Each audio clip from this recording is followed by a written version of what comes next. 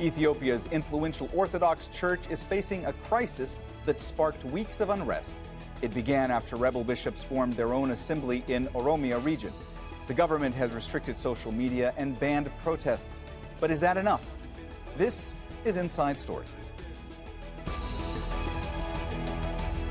Within its ranks last month led to weeks of unrest, divisions, and restrictions for social media users.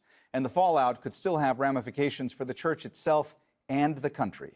We have a lot to discuss with our guests, but first, this report from Katya Lopez Hodoyan.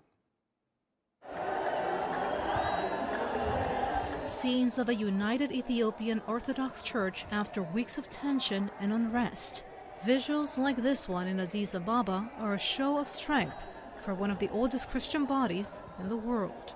The crisis began when a group of rebel bishops created their own assembly in Oromia region, saying they face discrimination under the church's current system. They say their culture and language have been consistently ignored by the religious hierarchy. Accusations the church leaders have denied. A set of Oromo archbishops and bishops who broke away from the Orthodox Church, and then the Oromo regional government was actually helping those breakaway bishops essentially take over the Orthodox Church and put their people in place. Violent protests followed between supporters on both sides and security forces.